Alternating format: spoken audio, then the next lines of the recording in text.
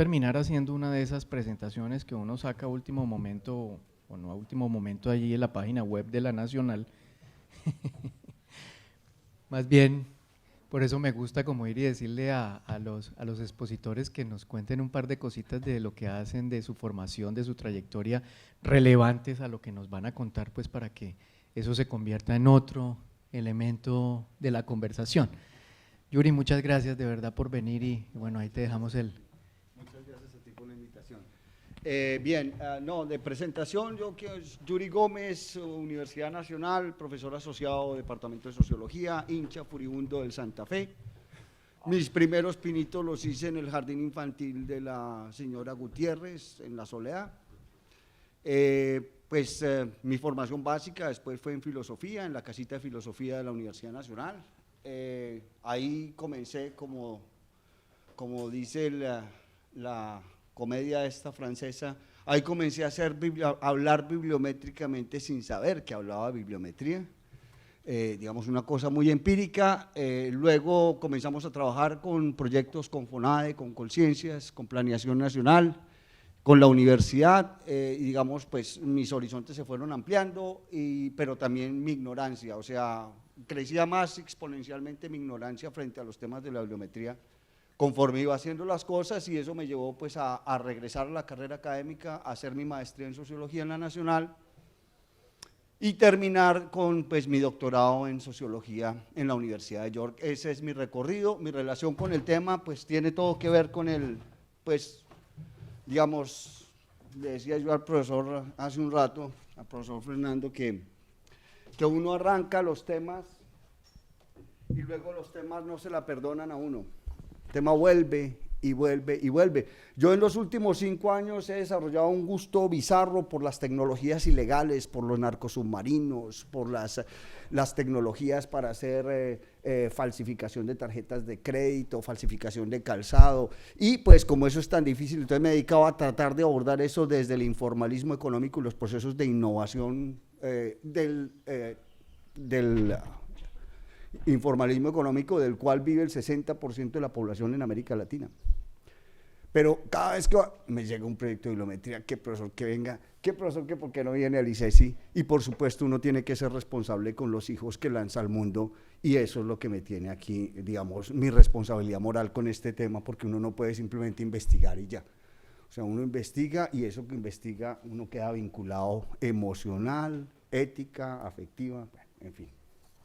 Esa es mi trayectoria en breve. Lo que les voy a contar hoy es mi trayectoria. Sí, es una versión novelada. Bueno, muy buenos días para todos y todas los aquí presentes. Quiero en primer lugar expresar públicamente mis agradecimientos al profesor Fernando Barón, quien tuvo la deferencia de contactarme e invitarme sin tener ni idea de quién era yo. Mentiras. Ni de lo que voy a decir hoy.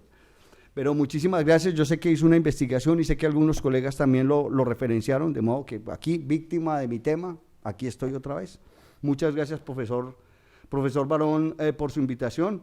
También quisiera agradecer a Diana Rodríguez por su trabajo administrativo, que es tan importante, y que ese trabajo administrativo que es tan clave suele ser tan invisible a veces.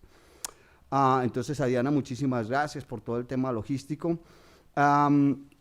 A la institución que ustedes dos representan, a la Universidad ICESI, a la que agradezco en la persona del decano Botero, que nos acompaña muy entusiastamente el día de hoy. Ya se pasó para este evento, bueno, espero que no se vaya a salir. Decano Botero, muchas gracias al ICESI por ese esfuerzo financiero y de logística que nos permite tener esta excepcional oportunidad de reunirnos, y que pues me gustaría que este fuera el primero de muchísimos más encuentros nacionales de revistas, porque ciertamente que lo estamos necesitando. Y por supuesto, gracias a todos ustedes, a la audiencia, que es finalmente para quienes se hace esto y con quienes se hace esto. Muchas gracias entonces por ser mi público el día de hoy y tener en pleno siglo XXI de los medios sociales la atención de ustedes como público cautivo por 45 minutos. Originalmente yo había planeado una charla homenaje, y ese fue el título original que mandé, a la memoria de mi querido profesor de Kant y gran maestro de retórica académica, el doctor Guillermo Hoyos Vázquez, quien seguro que goza de paz en su tumba. Pero esta charla, con un marcado acento filosófico, si bien trata el problema de la medición, lo hace para problematizar la incidencia de esta práctica administrativa en la construcción del proyecto de universidad que se avisora ya en el horizonte de la actualidad. Pero siendo este un encuentro de revistas especializadas, me pareció de más utilidad presentar un contexto conceptual amplio a partir del cual interpretar las ideas que han inspirado los procesos de evaluación de las revistas especializadas, y en contraste con los procesos históricos concretos que han determinado la realización de aquellas ideas y que se ven reflejados en algunas series de datos tomados de varios libros de indicadores de ciencia y tecnología producidos por el Observatorio Colombiano de Ciencia y Tecnología, institución a la que quiero dar crédito de antemano por esta importante labor de tercería técnica no interesada que ha venido cumpliendo desde su incepción en 1999. De esta forma espero entonces contribuir a propiciar, así lo espero, un espacio de diálogo y discusión que sea fructífero y consecuencial. Bueno, yo ya dije que iba a hacer otra cosa, pero no les he dicho qué. Entonces con su venia, profesor Barón, pues voy a hacerle un cambiazo, pero que espero que sea, digamos, del agrado de todos ustedes, para trabajar un tema, pues, que es un tema árido, que es un tema complicado, es un tema aburrido, y entonces, pues, como profesor que soy, decidí como meterle un poquito de didáctica al asunto. El tema se llama así: la ciencia y las publicaciones académicas en la Universidad Colombiana, pero tiene un subtítulo, digamos, que pues es como provocador, es incitador. Lo único que busco es que ustedes cambien el setting de mente y se abran la posibilidad de otro discurso para resignificar todo este tema de la medición. Entonces, el título alternativo de la charla sería lo que el hinduismo, o las 3 verdades que el hinduismo nos puede dar sobre la ciencia nacional en nuestros días. Yo creo que volver al pensamiento religioso en estos días tan aciagos no es una mala idea. Yo soy laurianista, seguidor de la madre Laura. Veo la novela también. Bueno. Entonces, lo primero que yo querría explorar es esta relación que expresa el título, esta primera relación, la ciencia y las publicaciones académicas. Durante buena parte del siglo XX, pero particularmente después de la posguerra, pues muchas de las disciplinas se han ocupado de una u otra forma del tema de las publicaciones y de la publicación en ciencia, particularmente la historia de la ciencia, pues que se venía haciendo incluso desde el siglo XIX, finales del siglo XIX, que se comienzan a escribir las primeras historias de la ciencia, se han ocupado del tema de la publicación, pero no de una manera central, porque esas historias de la ciencia eran unas historias, digamos, para continuar con el tema religioso, eran unas historias, digamos, de agiología, eran las historias de los grandes hombres que habían hecho grandes esfuerzos en un momento heroico y en una especie como de vacío social, de vacío político completo. Entonces, pues era una sucesión de grandes hechos, de grandes descubrimientos hechos por grandes hombres. Era una historia de la ciencia amateur. Solo hasta 1900, bien entrados ya los años 30, George Sarton, formado en historia, porque todos estos historiadores, cuando digo que eran historiadores aficionados, eran científicos, físicos que hacían la historia de la física cuántica, físicos que hacían la historia del estado sólido, en fin.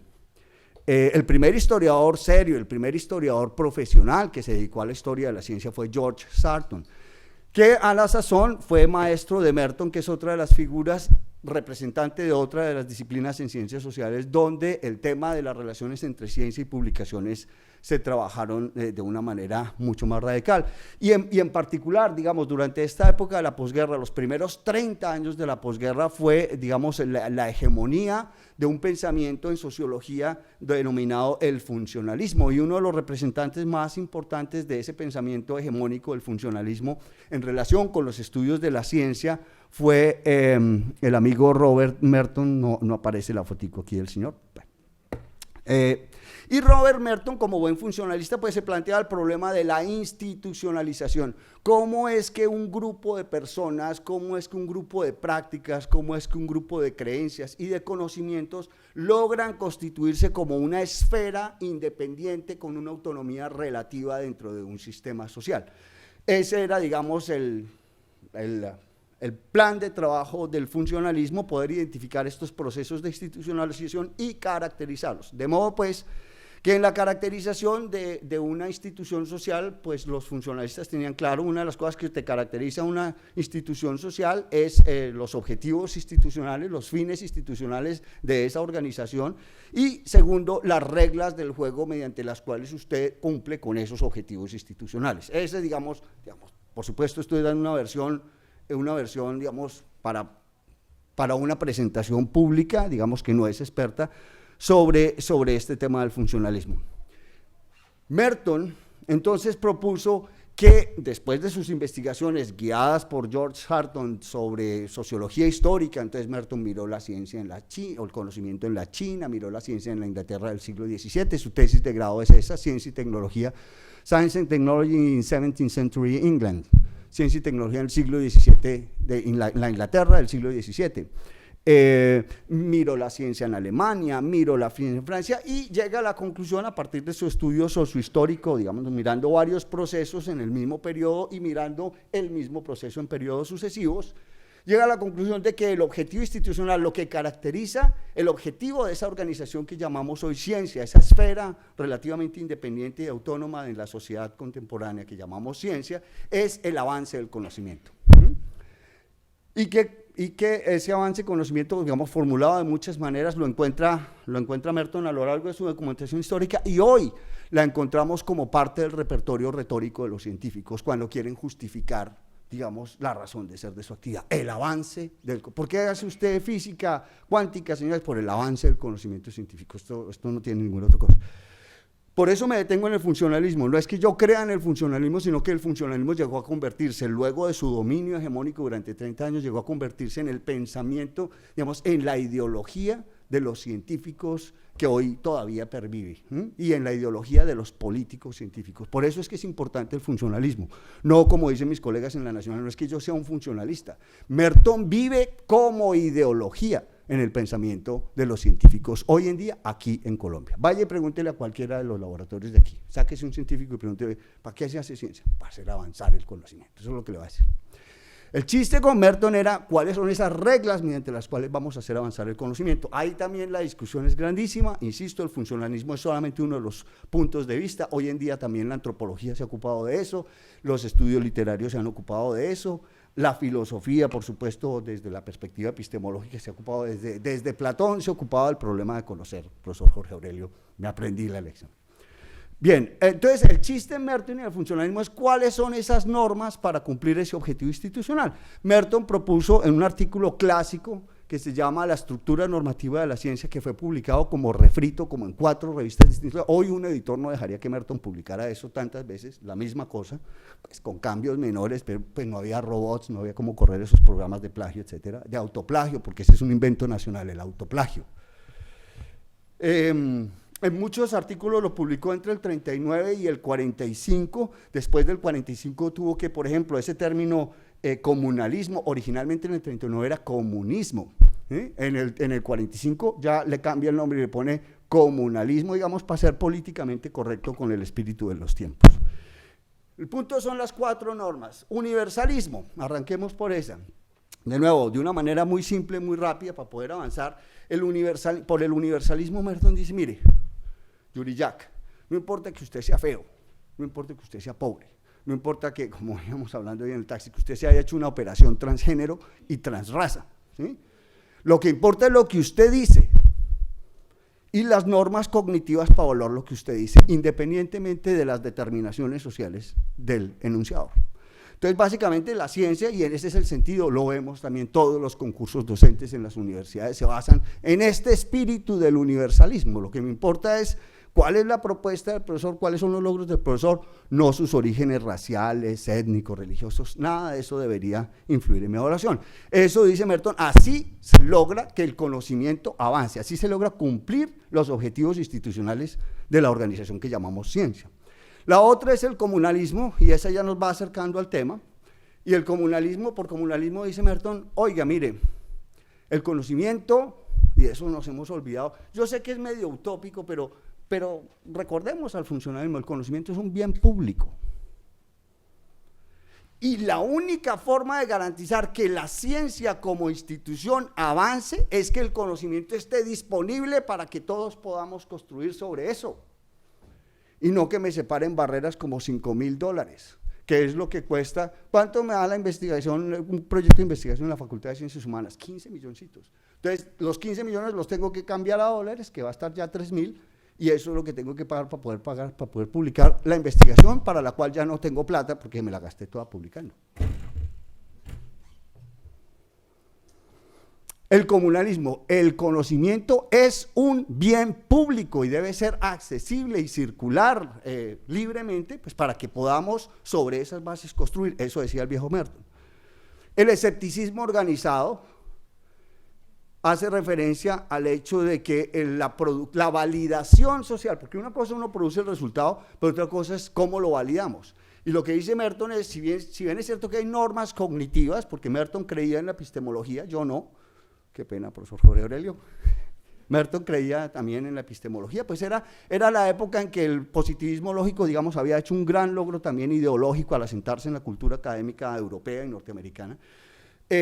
Merton decía, independientemente de las formas de validación de cada disciplina, el proceso de validación finalmente es un proceso social. Es decir, yo no produzco conocimiento para mí mismo, sino que lo produzco para otros, y esos otros, en el proceso de utilizar las normas técnicas de validación del conocimiento, también hacen una validación social. Cuando me dicen, oye, este resultado es válido, o me dicen, este resultado no solamente es válido, sino que es muy importante, en fin. Y finalmente está uy, ¿qué pasó? Se movió solo esa tecnología, ¿cómo avanza? Y está el escepticismo organizado. Entonces este es un proceso que se hace colectivamente. La comunidad científica es la que hace este proceso de validación social mediante la aplicación de estas normas técnicas para la evaluación de las proposiciones científicas. Y finalmente la última, el desinterés, que siempre es confundido en eso los científicos colombianos, quizá por lo católicos que son, confunden la norma del desinterés con la norma del altruismo. No, Merton, el funcionalismo lo que dice es que, esto nos va a sonar rarísimo hoy, más le vale, señor científico, más le vale, dado que esto es un proceso altamente policivo, o sea, toda la comunidad está encima de usted mirando qué es lo que usted está haciendo cuando produce un resultado, más le vale que el único interés que usted tiene al producir ese resultado sea el genuino avance del conocimiento. Ningún otro interés espurio debería interponerse allí. Esa es la ideología de los científicos.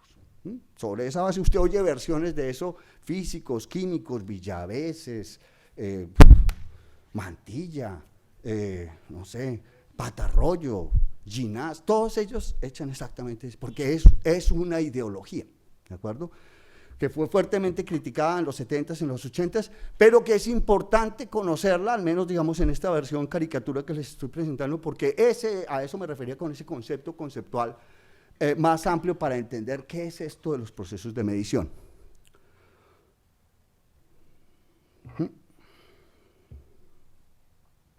Normalmente pasa. Yo siempre tengo dramas técnicos. Bueno, mientras esa cosa avanza, lo que les quería decir entonces es que… qué vaina.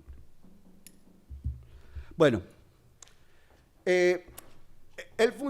particularmente el funcionalismo tenía un problema, y es que el funcionalismo, digamos, en cabeza de Talcott Parsons, que era uno de sus más grandes, digamos, promotores y productores, digamos, la teoría de la sociedad como sistema social era una teoría un poquito, digamos, pues, que se movía en unas especulaciones muy grandes. Merton era partidario de hacer investigaciones empíricas, no, ese es el problema este. ¿Perdón? Bueno, nada, Merton era partidario de… Exacto.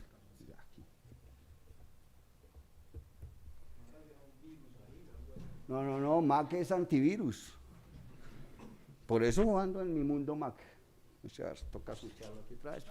Eso se llama a lo Rambo. Entonces, Merton decía que, otra vez, ahí está, sí, las publicaciones.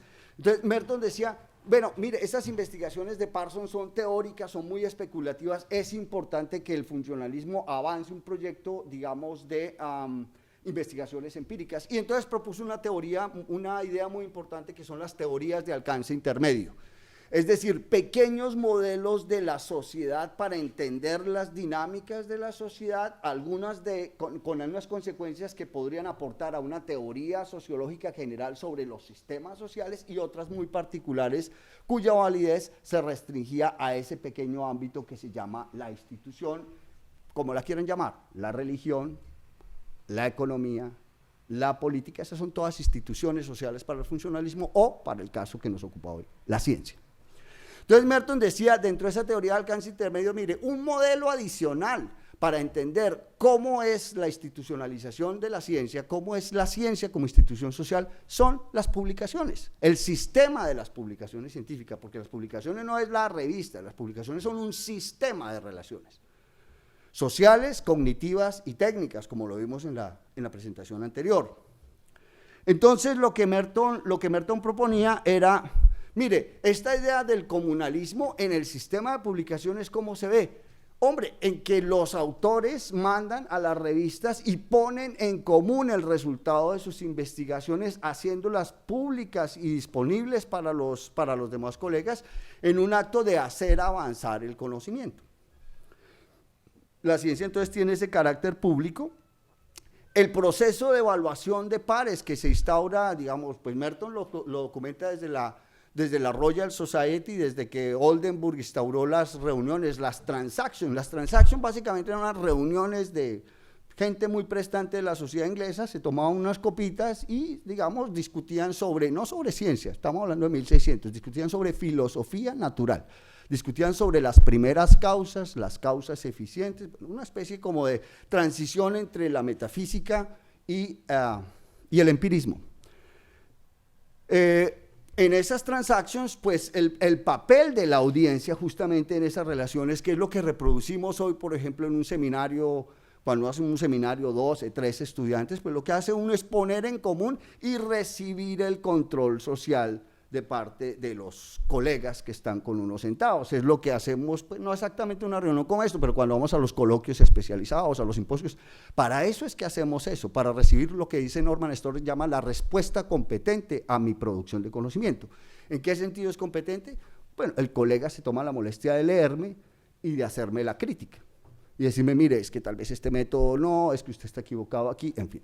Entonces, desde ahí dice, las publicaciones científicas institucionalizaron esa práctica de la discusión en esa práctica que se llama la evaluación por pares. La evaluación por pares es el resultado de todo este proceso histórico de discusiones y de organización social de cómo vamos a validar el conocimiento. Y finalmente, la ciencia como proceso acumulativo, esa es otra idea que deriva consecuencialmente del funcionalismo, y es que las revistas científicas se constituyen en el archivo del conocimiento. Es un acervo que de alguna manera me habla de la historia de la institucionalización de un campo, de una disciplina. Por eso yo propongo ahí en mi página de academia, que esa es mi medio social, profesor Bannon, academia.com, un programa de bibliometría histórica crítica, es decir, un programa que asuma las revistas en su papel de archivo histórico para entender ¿qué? Los procesos de institucionalización de las disciplinas en el país. Con Yuri Uban intentamos hacer biología hace un tiempo, por ahora estamos haciendo con otro química, nosotros hemos hecho sociología, hemos hecho psicología, la revista esta que aparecía ahí, la de Cafecita, Avance en Psicología Clínica, que fue de las primeras revistas que aparecieron en servicios de indexación internacionales. Eso aquí se trabó otra vez por cuenta de la animación. Ahí está. Ese es, pero ahí no aparece. Bueno, vino y se fue. ¿Pero sí lo vieron? Ese era Derek de Sola Price, el famoso autor de ese librito que se llama La ciencia de la ciencia, pero que en inglés se llamaba Big Science, Little Science. Big Science, pues para Price era Big Science, era la ciencia de los grandes proyectos. Qué pena otra vez los Rambo. De los grandes proyectos de la posguerra. Y la Little Science era pues las pequeñas disciplinas que estaban comenzando a crecer. Hoy en día ese tema Big Science, Little Science, pues lo podríamos hablar como el Big Science del norte y el Little Science del sur, digamos, estas relaciones centro-periferia. Ahí está. Volvemos. Creo que ya no vienen más animaciones, así que espero que discurra ya sin más problemas técnicos. Bien, pero el chiste del funcionalismo no está en hacer estas caracterizaciones. El chiste del funcionalismo está en, muy bien, ese es el modelo, ahora explíqueme cómo funciona la realidad a partir de ese modelo. Ese era el chiste que tenía el funcionalismo. Entonces lo que viene Merton a decir a partir de estas 4 normas y este objetivo institucional que es el avance del conocimiento, dice, mire, si no hay conocimiento que esté circulando, no es posible que la ciencia avance, de modo que las publicaciones científicas tienen ese rol central en la producción de nuevo conocimiento, porque son las encargadas de hacer circular lo que hay, para sobre esa base, como decía Sir Isaac Newton, sobre esos hombros de gigante, poder mirar más lejos y proponer más nuevas, digamos, teorías, nuevas apuestas de investigación.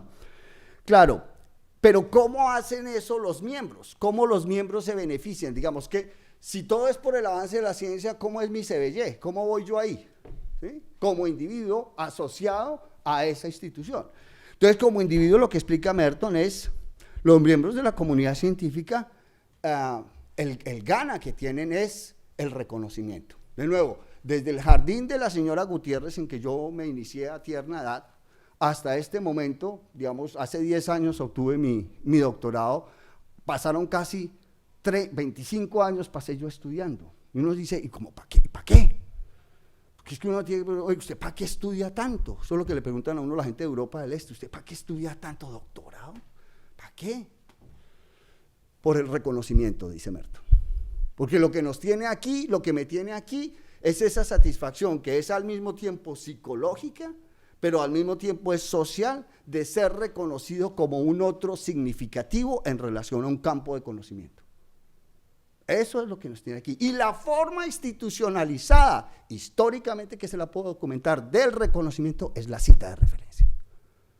La cita es el reconocimiento que otro colega, otro par me hace diciéndome, oiga, su aporte ha sido valioso para el avance del conocimiento porque me ha permitido a mí, en este artículo, avanzar este otro ladrillito, ¿sí?, del tema. Entonces, el gana para el investigador es el reconocimiento. Y por eso, esa es la motivación individual que hace que esa gran estructura, porque era el problema con el funcionalismo, ¿no?, que hablaba como de solo estructuras, pero digamos, a nivel individual, Merton, por supuesto, tenía muy claro que tenía que haber una motivación individual, porque, digamos, a punta del modelo caeríamos en marxismos, digamos, ramplones, que como yo nací en la clase obrera, yo tengo que ser obrero, y estoy sobredeterminado por la estructura, yo no tengo agencia como individuo. Merton dice, no, es que la agencia viene mediada, digamos, por esta motivación psicológica individual del reconocimiento, de ser alguien significativo en esa institución social. Y por eso entonces uno dice, cuando nombran a una gerente o cuando nombran a alguien sin doctorado en la dirección de Colciencias, uno dice, ¿qué pasa? No es un par. No es un par. Y sin embargo, se abroga el derecho de dirigir los destinos de la comunidad. Por eso tampoco creo en el funcionalismo. Bien. Y finalmente, pues está este otro tema que es central para el funcionalismo, la paradójica situación de que la única manera que un individuo, en un medio donde se supone que la ciencia y el conocimiento es un bien público, ¿cómo hago yo para garantizar ese reconocimiento a través del reconocimiento del derecho moral de la autoría? La autoría lo que es el derecho moral, el derecho intelectual sobre esa propiedad, sobre ese resultado.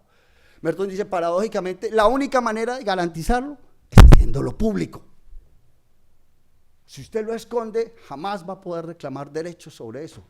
Decía Derek de Solar Price, ciencia que no se publica no es ciencia. Por eso las publicaciones, digamos, se convierten en una cosa tan central en esta ideología de los científicos, que me sirve, digamos, como punto de partida para pasar a lo siguiente. Si esta cosa pasa. Sí pasó. Sí, es que ya me toca revisarme las gafas. Finalmente hay otra dimensión, esto ya no es funcionalismo, este es un poquito uno de los resultados, digamos, que yo obtuve de todo el trabajo que se hizo con publicaciones en 96, cuando fuimos encargados de hacer ese primer estudio para establecer la línea base de las publicaciones nacionales en Colombia. Una de las cosas, digamos, la aproximación que tuvimos ahí, por supuesto, elaboraba mucho después. Ahí, como les digo, estábamos hablando en verso sin saber que hablábamos en verso, hacíamos bibliometría sin saber muy bien lo que hacíamos. Es que la publicación es un dispositivo sociotécnico. La publicación es un objeto raro, tiene una naturaleza rara, tiene una naturaleza social que me conecta en todas estas dimensiones que les he hablado, de la evaluación por pares, de la propiedad intelectual, del reconocimiento, de la cita y del avance del conocimiento, pero también tiene una dimensión técnica que es importante y una dimensión tecnológica, y por eso uso las tres palabras. Claro, arranquemos por la más fácil, la tecnológica. Todos los asistentes que están aquí saben, los asistentes de edición que están aquí, que hay varios, ideas y valores, ahí está.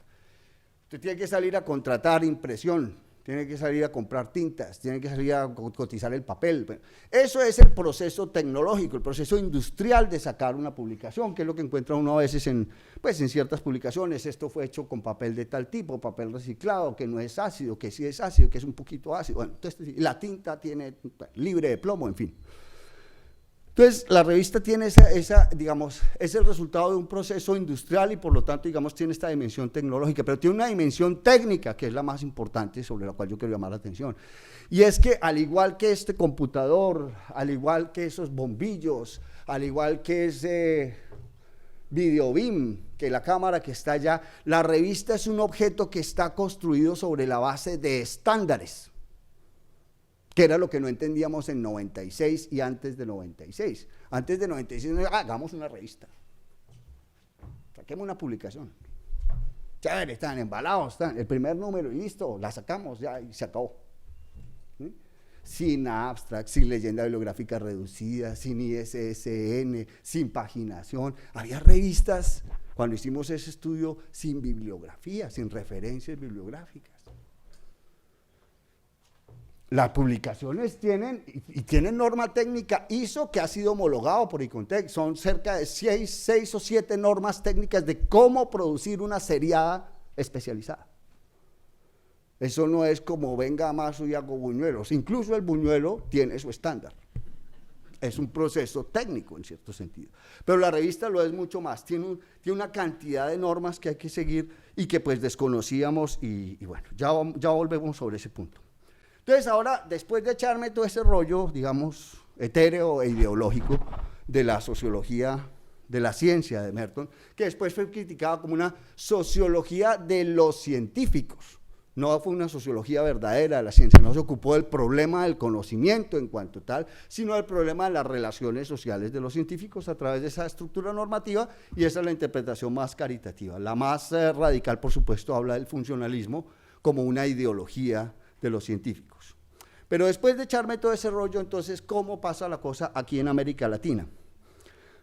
Hay dos agendas, digamos, toda esta ideología, digamos, llega por cuenta a Colombia, llega por cuenta de los procesos de formación, los profesores que se van a formar a los Estados Unidos, la primera generación de profesores que se fueron a formar a Alemania, que se fueron a formar a Francia, cuando Alemania y Francia eran referentes intelectuales en el mundo, después de la Segunda Guerra Mundial. Pues por supuesto Estados Unidos cobra esa centralidad, digamos, como foco intelectual hegemónico, y comienza una segunda ola de profesores a irse a formar allá, y a través de esos procesos de formación, que son procesos de socialización en una institucionalidad, pues vienen todas estas ideas, digamos, del universalismo, del comunalismo, del escepticismo organizado, llegan al país encarnadas en los cuerpos y las mentes de los profesores de las primeras, segundas y terceras generaciones, que nos han formado, que me han formado a mí, y seguramente pues yo a su vez estaré formando a otros y reproduciendo culturalmente. Al fin y al cabo, la universidad, como me lo decía alguna vez Jorge Aurelio,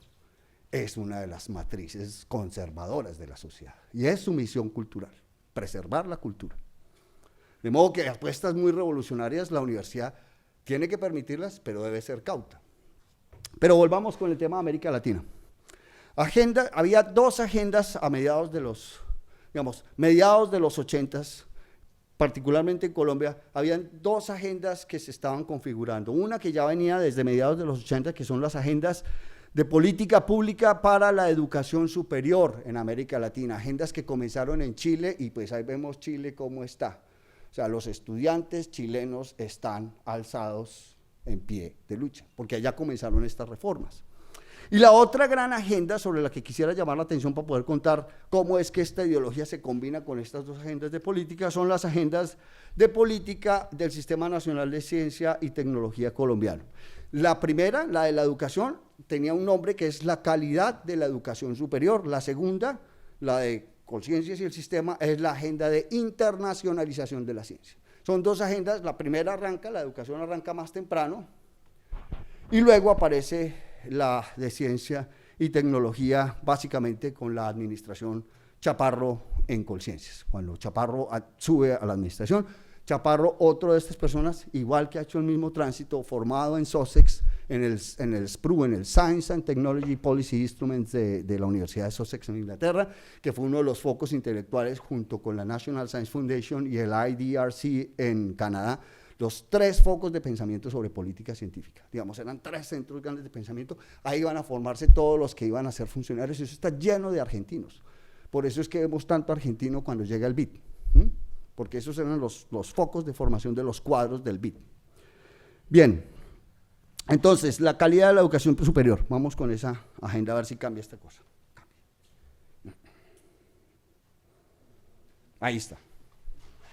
Bien, entonces, la calidad de la educación superior. Básicamente la idea ahí es, tenemos que asegurar la calidad de las instituciones de educación superior. El modelo de una universidad de enseñanza no es suficiente. La nueva perspectiva es una universidad de investigación, y solo una universidad que sea de investigación es una universidad de calidad. Digamos, esa es más o menos como la cadena de traducciones que hace este discurso de política pública. Sobre eso se comienzan, pues como todo siempre con el BID, que el BID dice que solo presta plata, pero pues los griegos lo saben bien, presta plata, pero me pide reformas estructurales, me pide reformas de política pública. Entonces aquí comienzan a aparecer. Había una época bucólica y feliz donde solo existía el régimen especial de la Universidad Nacional. Qué pena que sea como tan autorreferencial, pero es que la Universidad Nacional en algún momento de la historia tuvo un papel central en la vida de la educación pública colombiana, que ha venido perdiendo dramáticamente a pasos agigantados. Pero hubo un tiempo bucólico en que la Nacional, digamos, era centro de atención, y la Nacional tenía una cosa que se llamaba, en virtud de la autonomía académica que se le concede como derecho a la Universidad Nacional en su calidad de nacional, a ser autónoma y a tener un régimen especial. Entonces la Nacional tenía esa cosa.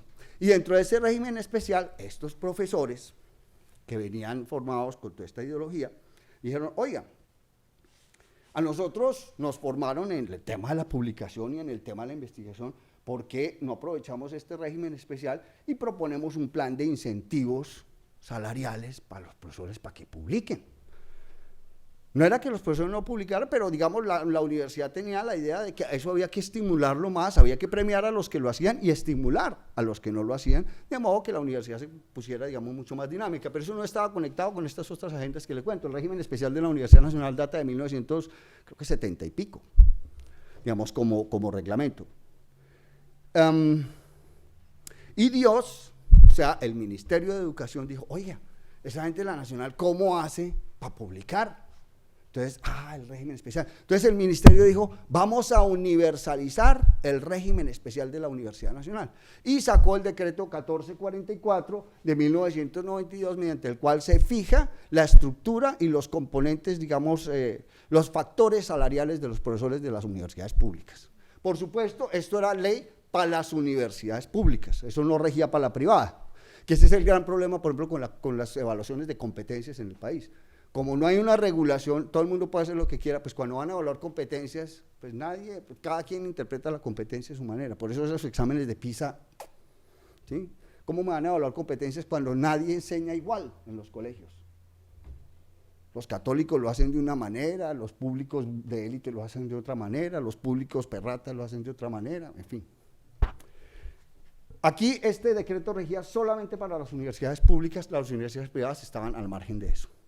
Este decreto lo vamos a trabajar más adelante como la ensoñación de Gamesh, y aquí ya comienzo con mi clase de teología. La ensoñación de Gamesh, resultado del decreto 1444, luego vino el proyecto de ley 2912 del 2000, yo recuerdo, y vuelvo con el tema, los temas no lo perdonan a uno, yo estaba feliz allá en Inglaterra estudiando cuando me llegan los correos de la Nacional. Yuri Jack, que usted es que sabe de bibliometría, venga por favor a la discusión porque es que nos quieren bajar los sueldos, que era el decreto 2912. Querían cambiar todo el régimen de estímulos salariales a la productividad con la base de bonificaciones sin contenido salarial prestacional, es decir, ningún contenido actuarial a 10 y a 15 años. Tocó venir a pagar el servicio militar. Pésimo de tiempo. Pero vamos. No, pero espere, es que yo acabo de empezar. Bueno, 1444. Bueno, listo, 2912, luego viene la gran reforma, luego entonces la negociación fue un estudio que fue patrocinado y salió con la firma del ICFES, un estudio que hicieron Hernán Jaramillo Salazar, en ese momento subdirector de Colciencias, y otros reputados colegas de la política científica, donde lanzan por primera vez esa acusación de la corrupción académica, ese informe que salió publicado en el ICFES. Y claro, es que la corrupción académica, pues sí, claro, hubo universidades que abusaron del decreto 1444, pero no abusaron necesariamente de mala fe. Es que si a uno no le enseñan a hacer las cosas, pues uno las hace pues como más o menos se imagina, como yo hice la bibliometría al principio. Entonces, claro, la Universidad del Atlántico publicaba en el Heraldo, y como el Heraldo circulaba en Miami, eso era una publicación internacional, entonces, sí, tome puntos salariales por eso. Pero eso no lo hicimos de malos, no hay nada más inapuro que un pueblo haciendo la historia, que un proceso de institucionalización, es un proceso de aprendizaje. Y finalmente viene como consecuencia de esas negociaciones, yo recuerdo Ciro Roldán, era representante profesoral en esa época, lideró las marchas de la universidad pública por la 26, la hemeroteca hasta hace muy poquito todavía tenía el recuerdo, abajo el 2912, ahí en la entrada. Y finalmente sale este decreto 1279, que es el decreto que está rigiendo ahora, y que por vía de la otra agenda de acreditación de las universidades, el CSU y todos los mecanismos de heteroevaluadores institucionales y de acreditación de programas e instituciones, ¿qué es lo que dicen? Lo dijeron ahí hace un momento. ¿Dónde está su plan de incentivos para los profesores? Se lo están diciendo ahora a la privada. Y la privada tuvo que hacer estatutos docentes donde se contemple la productividad y estímulos a la productividad. Ahí se va cerrando, ahí se va tarzanando la cosa. Hasta ahora estoy en la noche, o sea, si me apagan se pierde lo mejor. Y entonces aparece este sistema de acreditación. Rápidamente movámonos a la otra agenda. Ahí aparece Gamesh. Gamesh, que es la Universidad Colombiana, comienza a pensar y a meditar. Productividad, comienza a cantar el mantra de la productividad. Las agendas políticas del Sistema Nacional de Investigación, la internacionalización de la ciencia, una agenda fundamental. Chaparro acababa de llegar, digamos, de hacer un nuevo proceso de formación en SOSEX, venía con toda esta agenda de las redes sociales, de la conectividad, bueno, pero también venía con el tema de, un tema que era durísimo, y era la evaluación. Yo creo que todos saben aquí, digamos, que la ciencia y tecnología, por buena parte, toda la mitad del siglo XX en Colombia, ciencia y tecnología se hizo con plata prestada por el Banco Interamericano de Desarrollo. El BID prestaba la plata para ciencia y tecnología. Lo que tal vez no todos sepan es que cuando a uno el BID le presta plata, se lo presta con condiciones. ¿Sí? Eso uno le dice, tome la plata y ya se… No. Tome la plata y se la va a gastar en lo que yo le digo que se la va a gastar y se la gasta como yo le digo. Y además… yo tengo esta metodología para hacerle el seguimiento de que usted se esté gastando la plata en lo que yo le dije que se la iba a gastar. Y quisiera, adicionalmente, cuando termine el periodo del préstamo, cuando usted me comience a pagar, aparte de que me pague, que me muestre los resultados de la inversión social que se hizo con ese préstamo. Así funciona el BID. Entonces, vino este préstamo, esto es cuando sube Chaparro, viene el proceso de evaluación del segundo préstamo. El primer préstamo fue un préstamo chiquito, el segundo préstamo fue un préstamo grandísimo. Con el segundo préstamo construimos los laboratorios en la Universidad Nacional de Física, los laboratorios de Química. Con ese préstamo se instauraron centros e institutos de investigación, Corpo ICAR surge, digamos, como parte de todo este contexto. Bueno, se hizo muchas cosas con esa plata del BID. Y parte del proceso de evaluación de ese préstamo decía, bueno, ya hemos estado evaluando, llevamos ya como 10 años de política de ciencia y tecnología, evaluando variables de entrada, que el número de instituciones, el número de programas, número de maestrías, número de nuevos programas, etcétera. Queremos una medida de salida. Y entonces el BID dice, bueno, ¿alguien tiene una idea de una medida de salida? Entonces salió Mr. Garfield a decir, yo, producción científica, ¿y cómo la mido? Yo le tengo la base de datos. ¿Cómo se llama eso? El ISI, el Institute for Scientific Information, el ISI. En ese momento, estoy hablando de mediados de los 90, el sistema de información hegemónico, Scopus no existía, Cielo no existía, Realig no existía. El único sistema hegemónico de información que había para ese tipo de mediciones era el ISI. El Science Citation Index, o sea, Science Citation Index, aquí en Colombia nadie sabía qué era esa vaina. Aquí en Colombia había un tomo del Science Citation Index, un tomo, porque en esa época pues no existían todas estas tecnologías, eso era en papel. Y nadie sabía eso cómo se leía, porque son unas listas, parecía un directorio de teléfono, pero ni siquiera tenía números.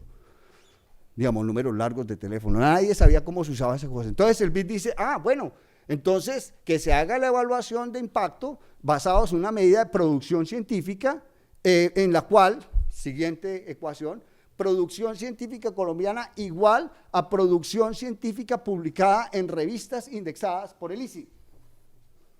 Esa es la ecuación que hace la política científica.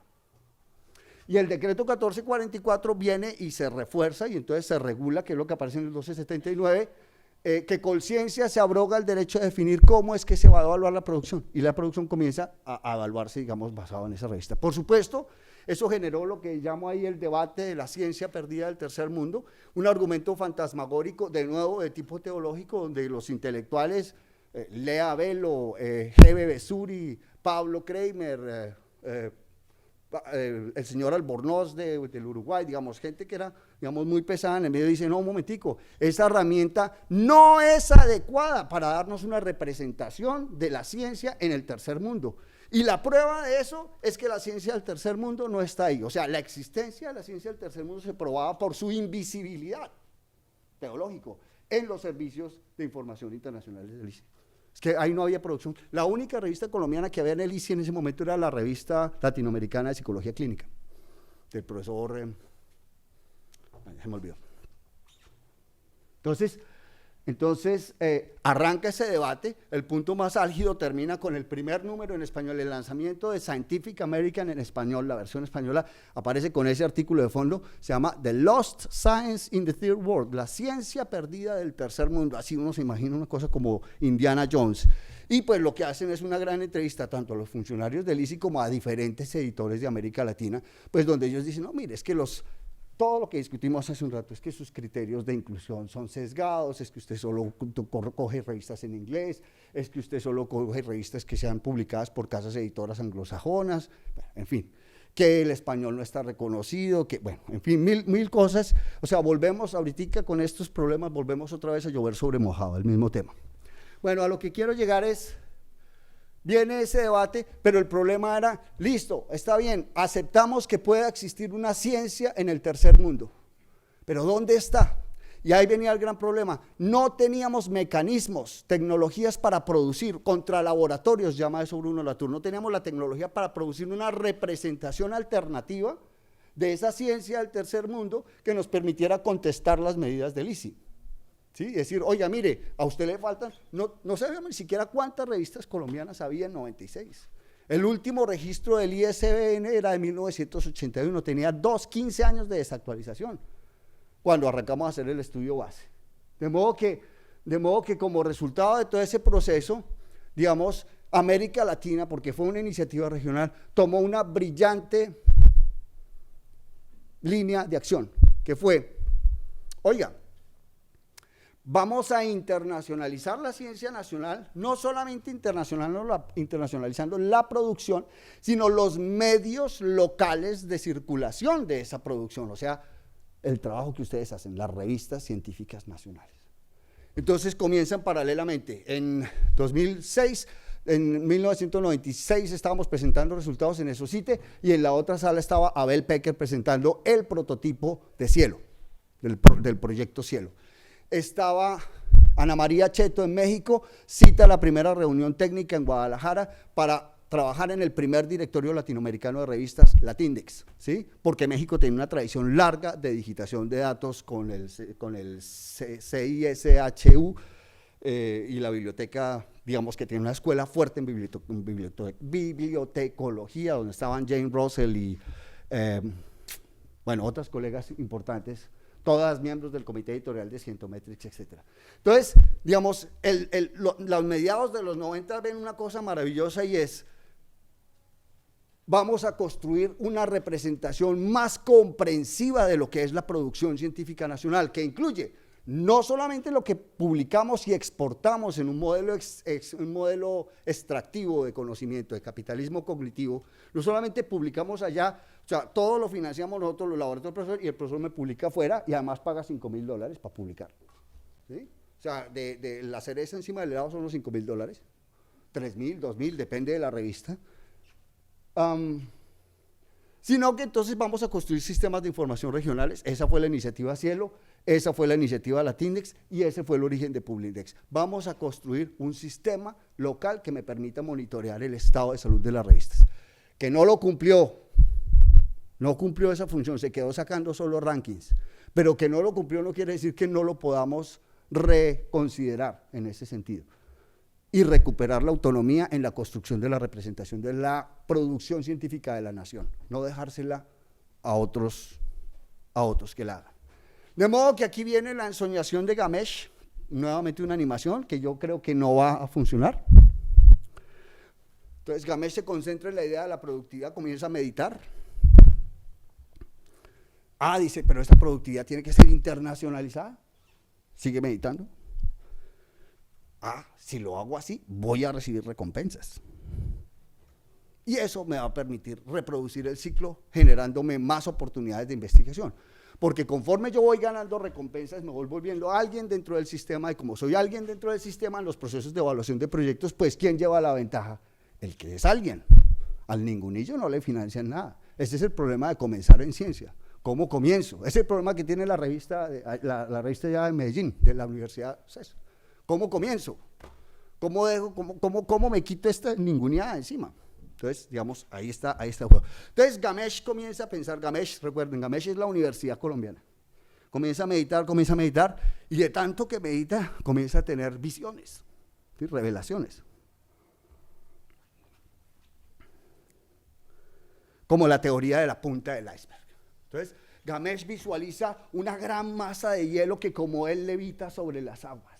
Dice, la punta del iceberg, las publicaciones, sí, ese es mi target, ese es mi modelo de desarrollo de la ciencia nacional, publicar afuera.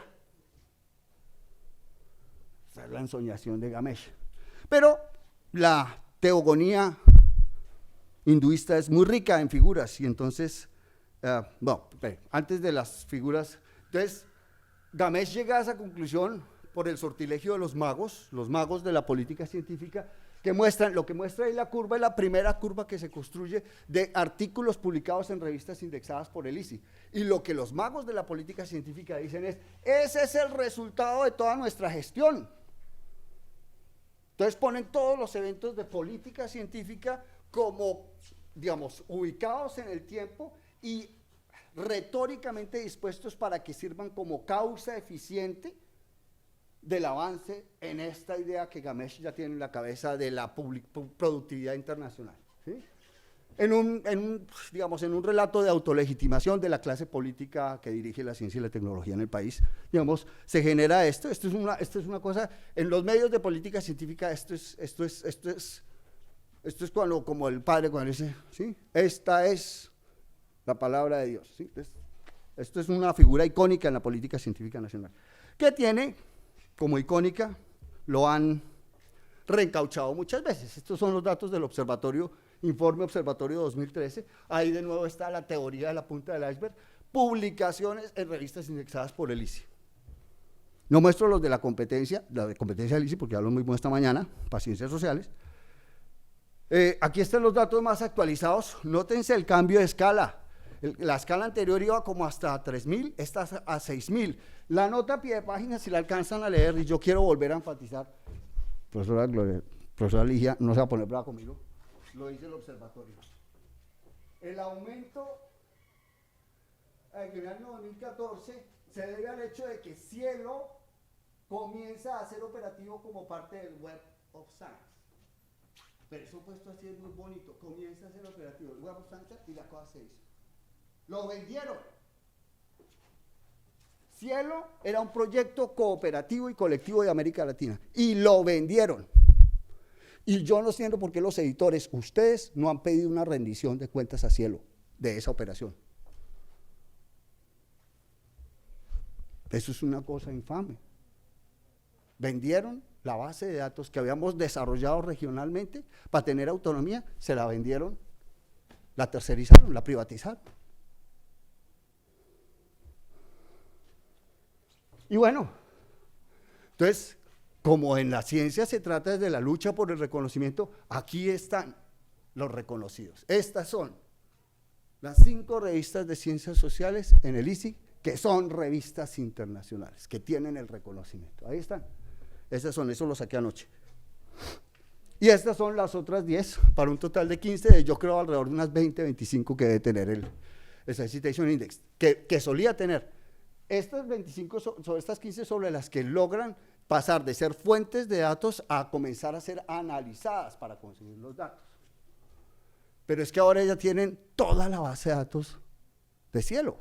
Entonces ahora las apuestas para la competencia se pusieron más complicadas.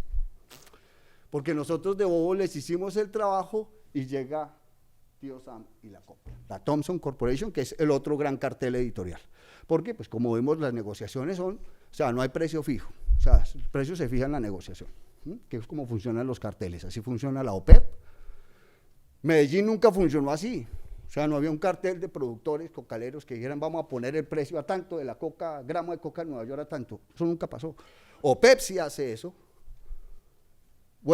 Thomson Corporation hace eso. Fija precios, dependiendo de con quién estoy negociando. Bien, esta es la lámina de la competencia, este es Scopus, pero es la misma meditación de Gamesh, es la misma ensoñación, ¿sí? Productividad, internacionalización, recompensas, más oportunidades, porque, digamos, haciendo en la estratificación social de la institucionalidad científica. Esta es otra manera de ver el mantra de la ensoñación de Gamesh, que es la colaboración internacional. Yo quería llamar la atención, ya se me perdió esto. No tengo un pointer, pero yo quiero que ustedes le pongan atención porque es que pasamos muy rápido. Claro, como internacional es bueno, pilas.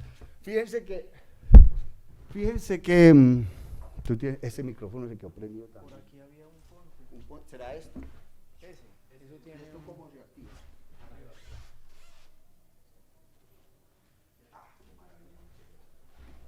Hay que apagar.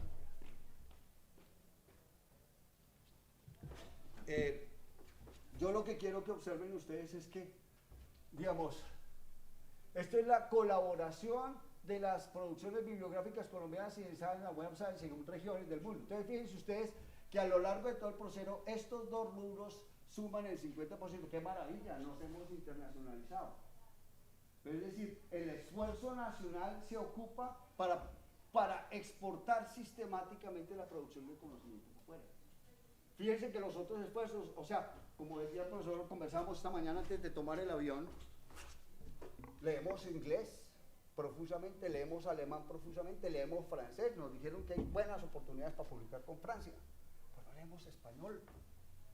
No estamos colaborando con América Latina, se están inhibiendo los procesos de integración sur-sur de las agendas de conocimiento. Eso es grave, señores. Señores editores, porque sí, a ustedes tienen la responsabilidad, porque nadie más lo va a hacer. ¿Qué es esto?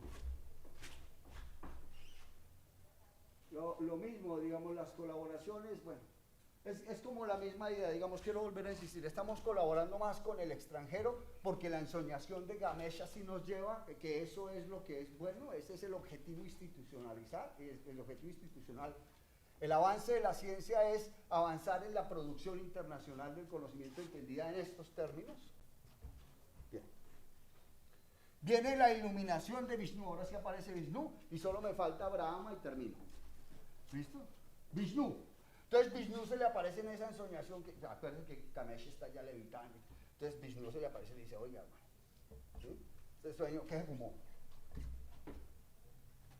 iceberg flota no porque levite, flota en virtud de una gran masa de hielo subyacente. Por eso es que flota el iceberg, por eso su teoría de la punta del iceberg es tan interesante.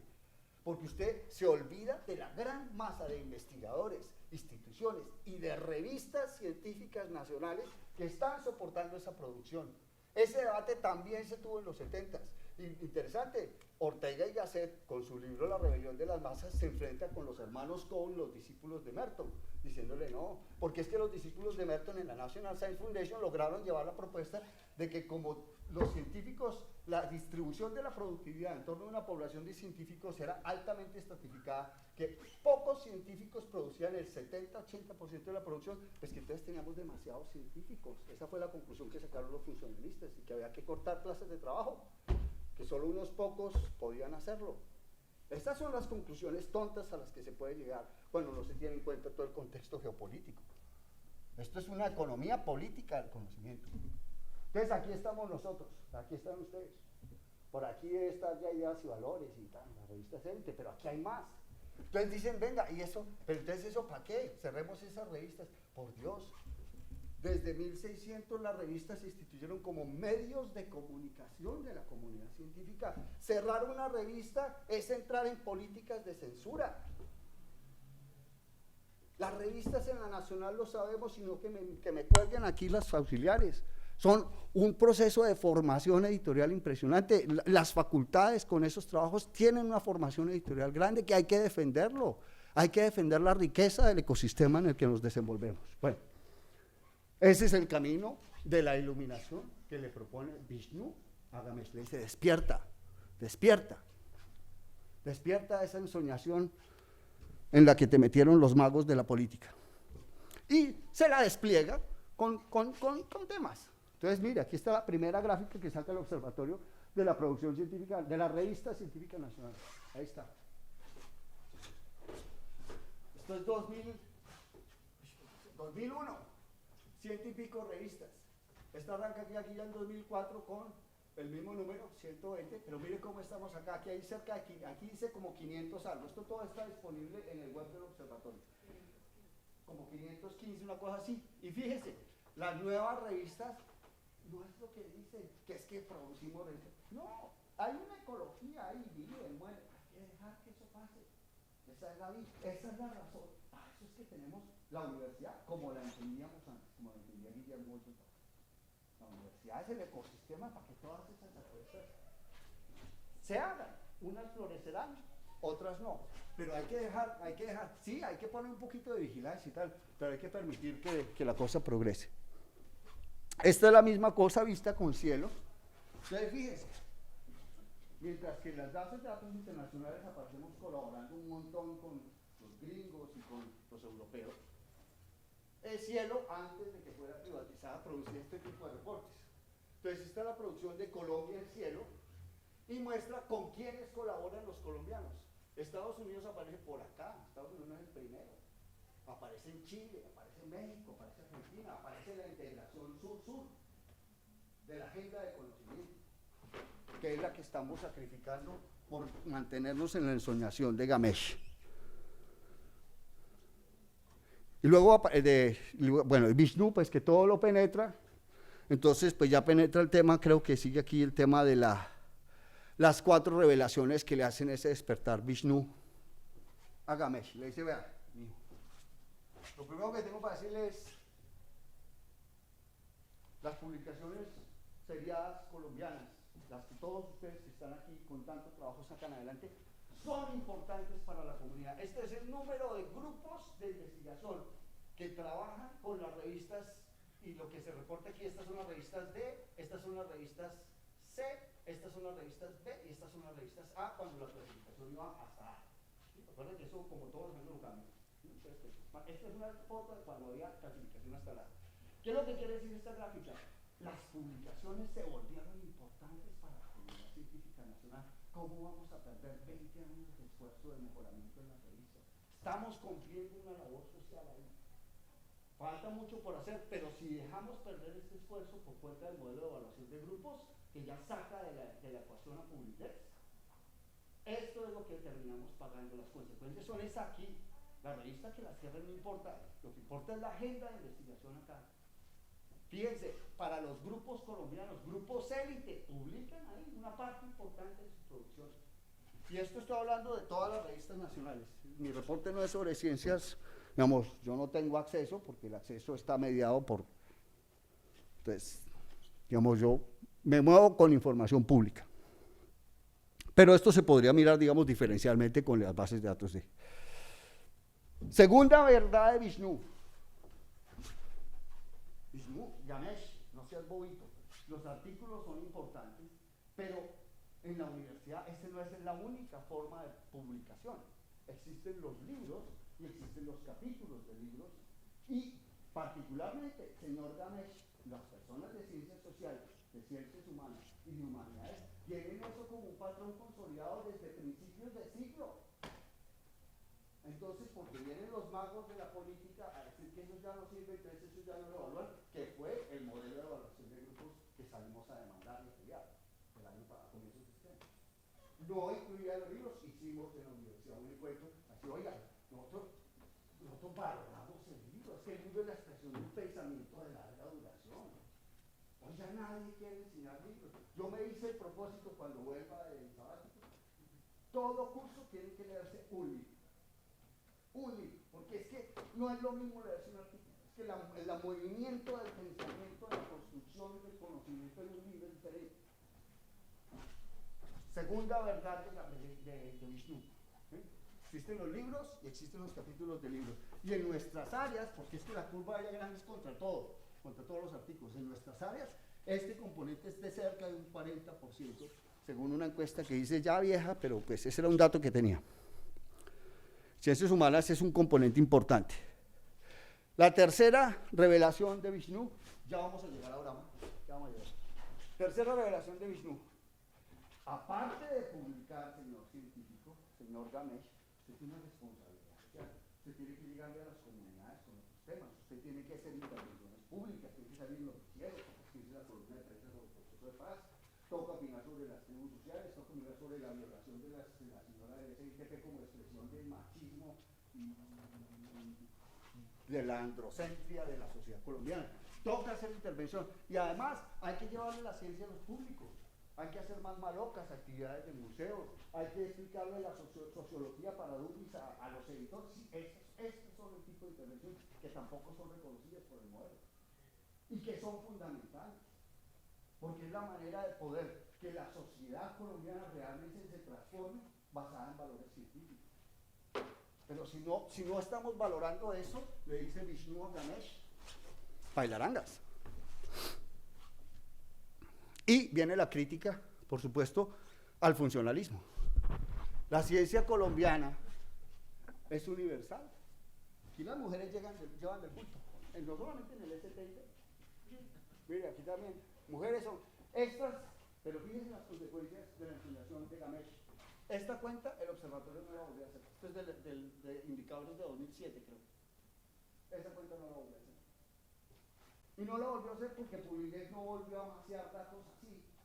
Por eso es que, o sea, que Publidex no haya fallado no quiere decir que no tenga revisión. Todos tenemos derecho a ser redimidos. Todos. Eso es lo bonito del dato. El hinduismo sí no está condenado, pero aquí, a la nada. Pero uno peca y ora para redimirse. Aquí hay otra, esta es más reciente. Lideresas de grupos de investigación. Las dobletean todo el tiempo. Y hablemos de los sueldos. Por el mismo trabajo. Es la ciencia universal como lo creía el funcionalismo.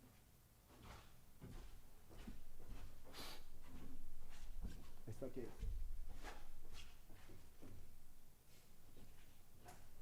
Esta no es muy importante. Lo sabemos, está concentrado todo en las universidades. Ya, fin.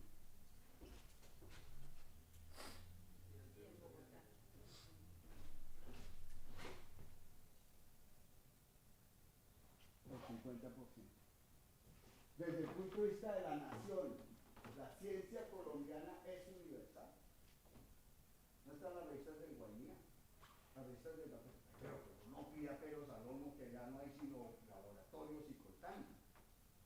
Pero entonces, ¿qué es que vamos a hacer? ¿Cuál es el modelo de desarrollo de ciencia y tecnología que quiere el país? Vamos a dejarlos así todo el tiempo.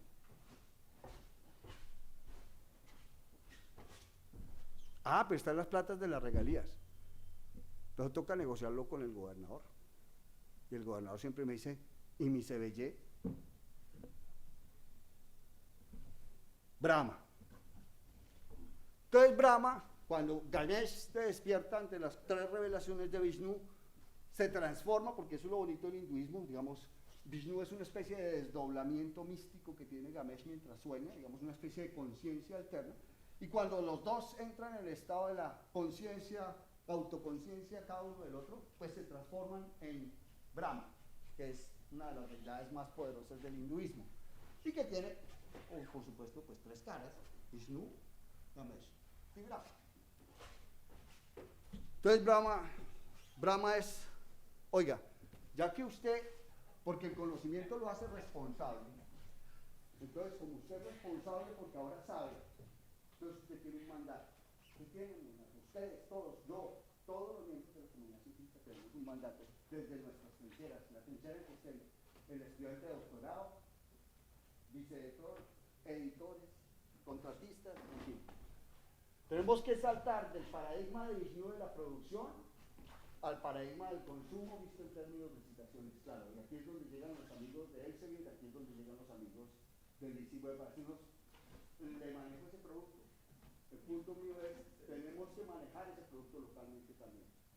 ¿Sí? Tenemos que poder controlar, tener un mínimo de control sobre ese consumo a nivel local. Desafortunadamente los datos no son muy halagüeños, ¿de acuerdo? Y ahí la labor pedagógica de los editores es gigantesca para educar a la comunidad científica en los patrones éticos de la producción en ciencia. ¿Qué es básicamente esa primera lámina? 1. Entender las implicaciones de la industrialización o el advenimiento de la ciencia modo 2 al país.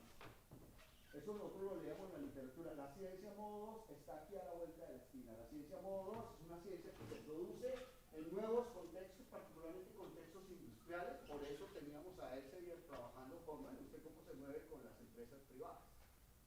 Ese es el nuevo tren. ¿Sí? Privatizar. Tenemos que entender las consecuencias no solamente de esa nueva forma de producir, sino de la transformación que esa nueva forma de producción va a realizar sobre la universidad como locus de producción del conocimiento, como la solíamos entender hasta hace muy poco tiempo. Esta universidad en la que todos fuimos inculcados y socializados, esa universidad se está transformando por otra. Entonces, es irremediable, pero podemos orientar la dirección de ese cambio y mesurarlo y ponderarlo, morigerarlo, perdón.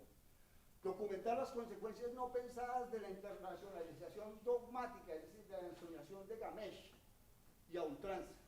2 temas, los invito a que los lean. El CES publicó una gran colección, ahí en una de esas colecciones hay un trabajo de Pablo Kramer, donde desarrolla esta idea de la integración subordinada. ¿Qué significa eso? La integración subordinada es la realidad bibliométrica del compromiso de las agencias de investigación nacionales. Es decir, séptimo programa marco europeo, investigaciones sobre el pito. Para los que no saben, el pito es una enfermedad endémica, 40 millones de infectados en América Latina, zonas selváticas, eso le da a los guerrilleros, les da a los soldados de la patria y le da, por supuesto, al campesinado colombiano. Y de toda América Latina que vive en zonas selváticas. Eso está para el encuentro de allá al lado. El pito. Viene el séptimo programa marco europeo. Para que Colombia entre al séptimo programa marco europeo de investigaciones, tiene que sacar plata. Va a mi casa. Ah, muy bien. Entonces, ¿cuántos científicos me va a mandar? Yo voy a mandar 100 médicos, Argentina va a hacer el esfuerzo y va a mandar 200, Brasil va a hacer un esfuerzo grande, que son países más grandes del mundo, van a mandar 300 médicos y gente de trabajo de salud. Muy bien. Entonces, listo, vamos a proponer entonces, no, ustedes no proponen nada. La agenda, el proyecto, lo fijamos nosotros desde la Unión Europea. Ustedes van a colaborar internacionalmente con nosotros. ¿Y qué tenemos que hacer? Ciencia internacional. Recoger muestras, hacer trabajo de laboratorio rutinario y cuando pienso, no, aquí el que piensa pierde, usted hace ese trabajo. Y entonces, ¿cómo es mi CBG? Pregunta el investigador. Vamos a publicar en Lancet, vamos a publicar en New England Journal of Medicine, vamos a publicar en Cell, que son las revistas top Q1. Perfecto. Y tú quedas como un príncipe allá en tu país, en la nacional te van a sacar en carroza así diciendo, este es el modelo que queremos, que científico. Este es el modelo a seguir. Integración subordinada se llama eso. Documentar las consecuencias no pensadas de la política de incentivos. Esa es una de las cosas más complicadas en términos de consecuencias. La comunidad científica nacional, por vía de las reformas neoliberales en ciencia y tecnología, es decir, el incentivo monetario directo al investigador, nos transfiguraron en una cosa que los economistas llaman los rent seekers, los buscadores de renta que hacen lo que sea por conseguir capturar las bolsas del Estado. Así funciona la bolsa de proyectos elegibles de conciencia. Entonces, ¿usted con quién se asocia? ¿Usted qué tiene? Publicaciones aún. Así eran las negociadas de grupos antes. Y la gente hacía trasteo de publicaciones y trasteo de citas. Y había tipos que iban de universidad en universidad negociando sus productividades con los vicerrectores académicos. Entonces, complicado. Buscadores de rentas.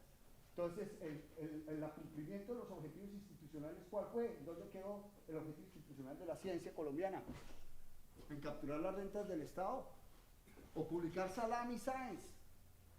Misma investigacióncita, pero como estoy en el modelo productivista, ¿sí? Slide de Salami y artículos, ¿sí? Artículo aquí, artículo allá, la misma hipótesis, los mismos datos y saco 8 artículos. Oiga, seamos serios, eso lo podría decir en un solo artículo. ¿Para qué publica 8? Más oportunidades de investigación, la productividad y todo internacional.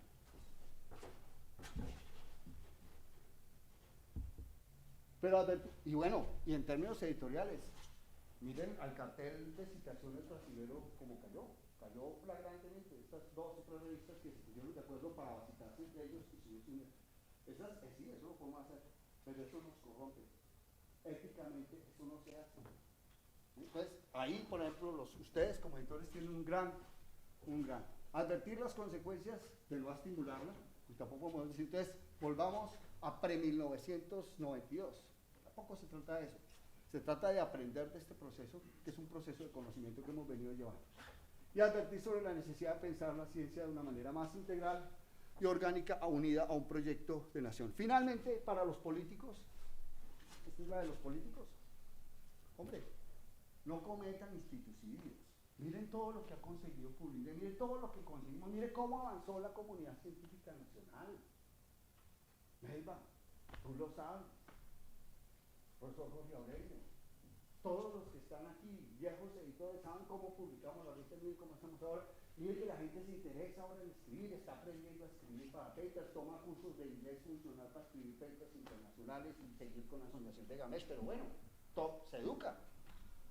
Entonces, no echar por la borda. Pulilex tuvo shortcomings, tuvo fallos, no cumplió con todo. Oiga, pero no botemos el niño con el agua. Venga, saquemos el agua sucia, tengamos más encuentros de esto, propongamos un nuevo pacto social a conciencia, los editores.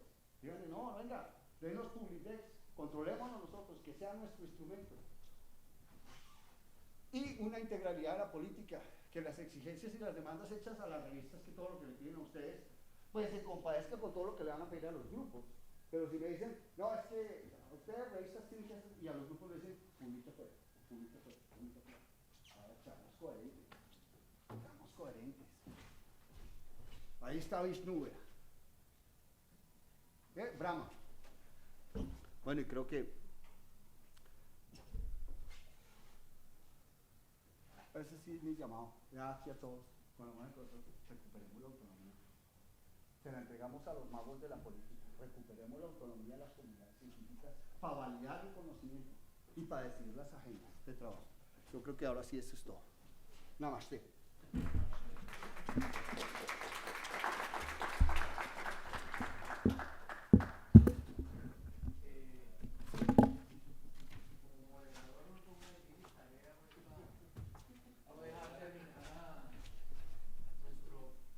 ¿Cuánto me eché?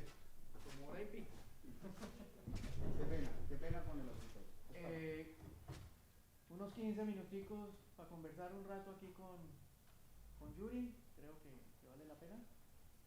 Preguntas, comentarios. Jorge Aurelio.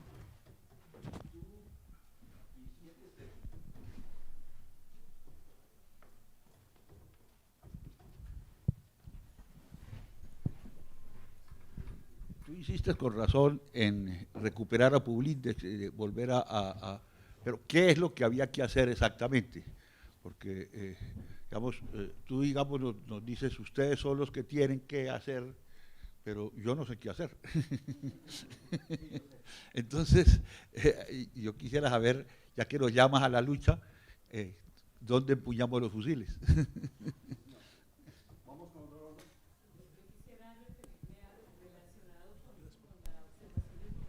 Aurelio, porque en las reflexiones que a menudo nos cruzamos y eventualmente en reuniones de los editores y editoras de las revistas de la Facultad de Ciencias Humanas de la Universidad Nacional, un elemento común y algo creo que probablemente esta tarde lo vamos a mirar es a menudo hablamos de los retos entre lo hegemónico, lo local, y en el caso de los criterios de evaluación, esa disyuntiva entre un modelo netamente numérico, cuantitativo, y un desconocimiento o un olvido.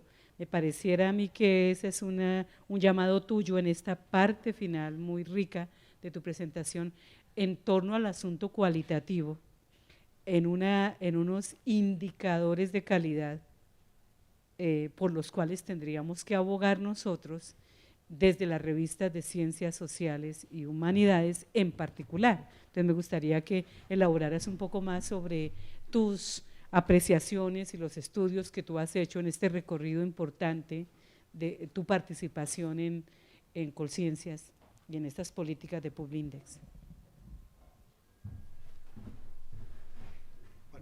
Voy con estas dos mientras tanto. Melba, arranco contigo porque no me quedó clara la pregunta. La pregunta es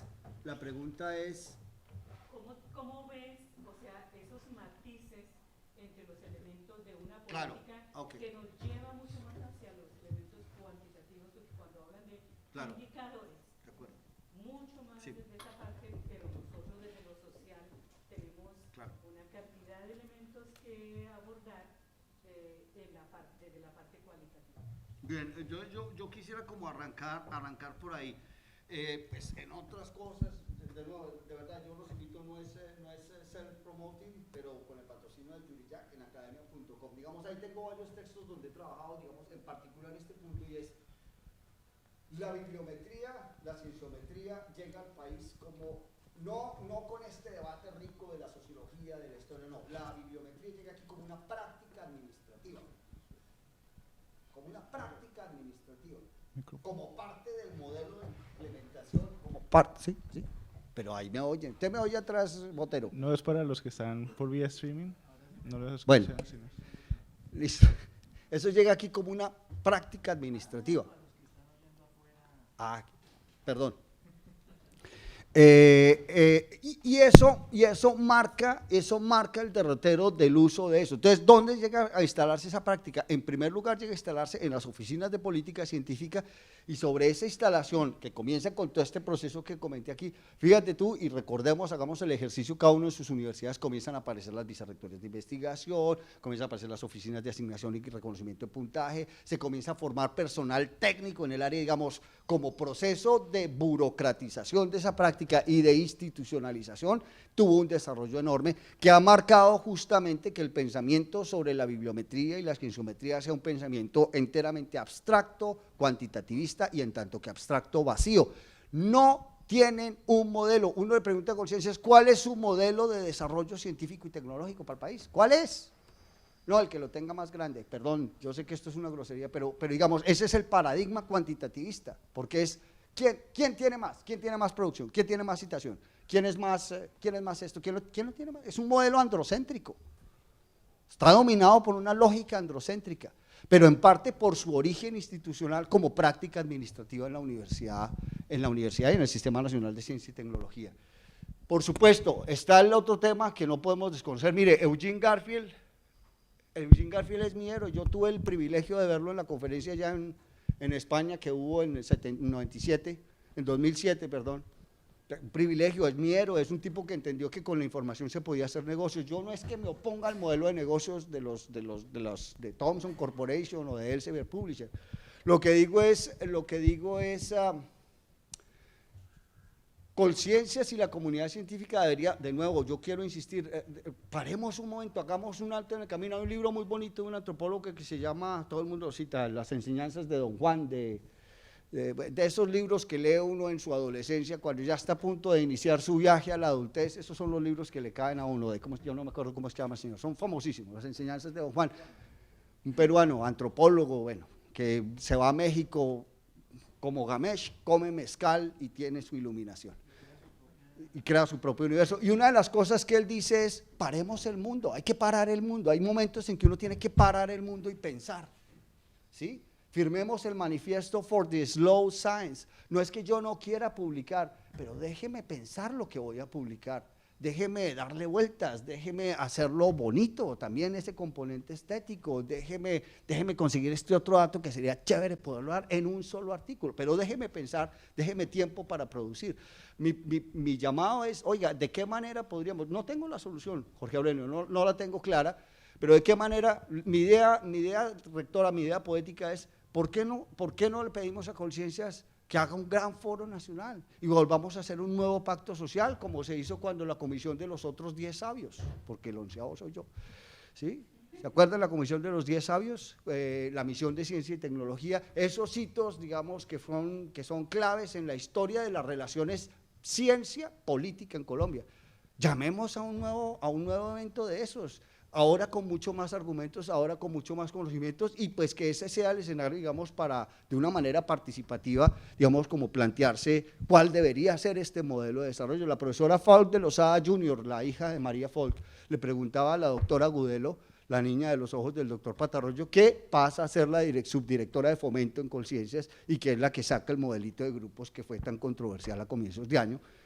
Le preguntó en Cartagena en estas charlas TED que hubo allá, le dice, pero listo, nos mostró todos los datos, todas las cosas que saca Simago y ¿sí? El pacificador de Moya, ¿sí? Pero ¿cuál es el modelo? ¿Cuál es el modelo? ¿Qué es lo que se está esperando del desarrollo de la ciencia nacional? ¿Dónde está, por ejemplo, en ese escenario? Venga, pues sí, sabemos lo del posconflicto, pero venga, pero cualifiquémoslo un poco más, no me diga que hay 150 publicaciones sobre el posconflicto, de las cuales son citadas solamente 30 y esas 30 están todas entre la Universidad Nacional y la Universidad de los Andes.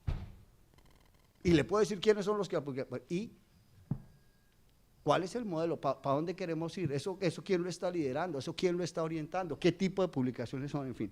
¿Qué hacer con publicaciones? Entonces, digamos, no tengo la respuesta. Entiendo que hay que aceptar, digamos, y los servicios del Elsevier son muy buenos y los servicios de Thomson. Yo enseño Thomson, yo enseño Elsevier en mis cursos de documentación para la investigación, porque para eso es que son esas herramientas originalmente, y la bibliometría originalmente fue como lo explicaba Mario hace un momento, son para apoyar la investigación. El origen de todo este tema era para apoyar la investigación, para poder sobrevivir al tsunami de información que contemporáneamente, pues al que estamos enfrentados contemporáneamente. ¿Cómo puedo distinguir de una lista de 650 artículos por cuáles arranco? Oiga, pues un criterio es mire citaciones, o mire uno de los índices normalizados, o hay miles de estrategias que uno puede hacer, de estrategias, como tú lo dices, de inteligencia, digamos, para administrar las listas de lectura, porque por algún lado hay que empezar, y pues si uno no tiene un criterio, pues tenemos esas bases de datos, además poder conseguir esos artículos, nos gustaría acceder a unos precios más módicos, ¿sí? Porque pues esas bases de datos valen un jurgo de plata, esas negociaciones nos toca pasar el sombrero entre 10, 30 instituciones para pasar plata para poder producir ciencia nacional, donde cada dólar que nosotros movemos es un dólar que se le quita a educación, es un dólar que se le quita a salud, es un dólar que se le quita a la paz. Entonces, digamos, yo quisiera también como una especie de responsabilidad social empresarial de los grandes carteles de la información, una política de precios especial para el tercer mundo, de verdad. Negociemos eso en ese gran encuentro en ese gran encuentro, en ese nuevo pacto social. ¿Para dónde mover a Publindex? Una cosa tengo claro, y pues lo dije aquí, Publindex falló en el sentido de que no cumplió sus expectativas como ¿qué? Como servicio de información nacional. Y se quedó presa de la ensoñación de Gamesh en simplemente generar los ranqueos, y solo generar ranqueos. ¿Quién consulta aquí Publindex para enterarse de lo que publica en Sociología del País? Nadie.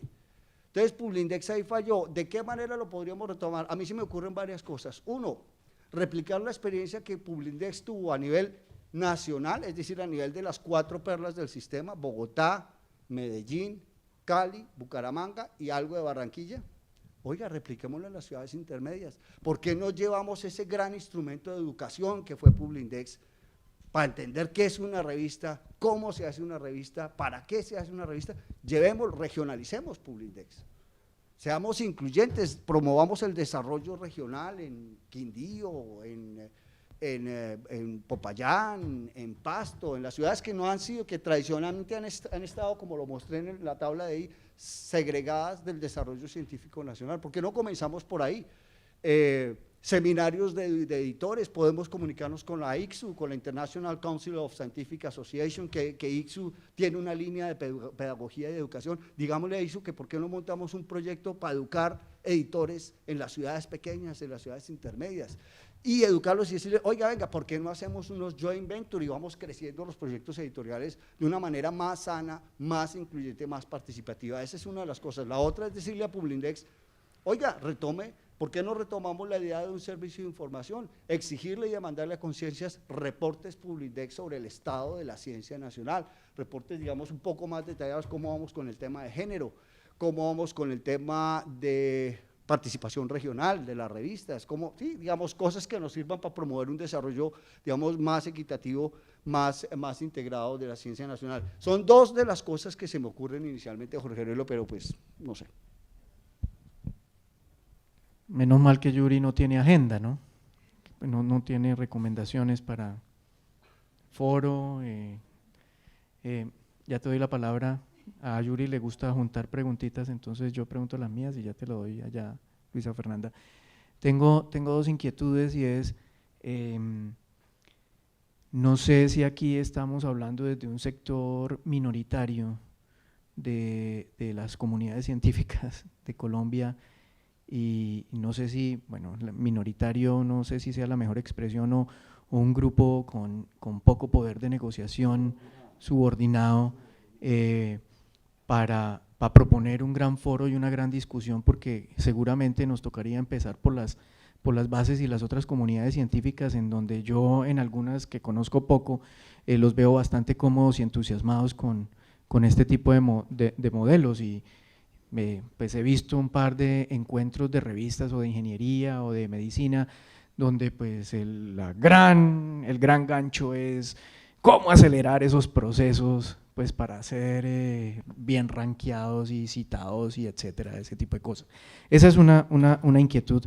Y la otra es que yo creía entender también en la pregunta de la profesora, ¿vale la pena persistir, pelearse, resistir en la construcción de otro tipo de indicadores más de orden cualitativo que le aporten a estos más numéricos? O sea, esa es una gesta que vale la pena dar e insistir, porque pues hasta ahora, digamos en términos de porcentaje, la última vez que yo vi la formulita de Colciencia, esa vaina sigue siendo insignificante y despreciable.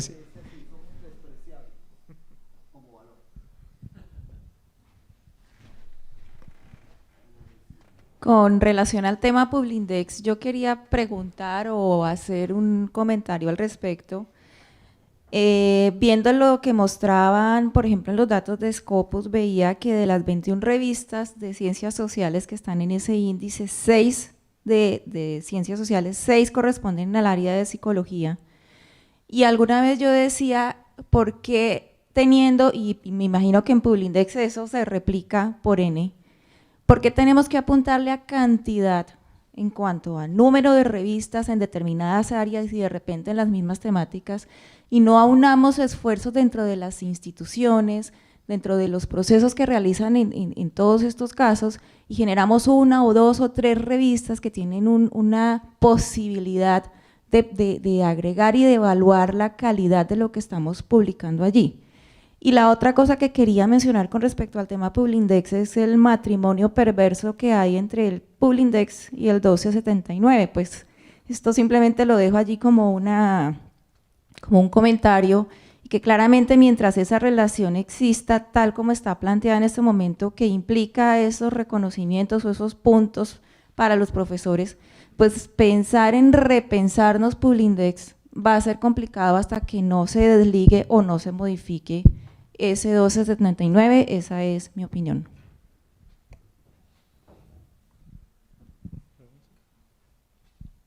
La última antes de irnos a almorzar. A la otra.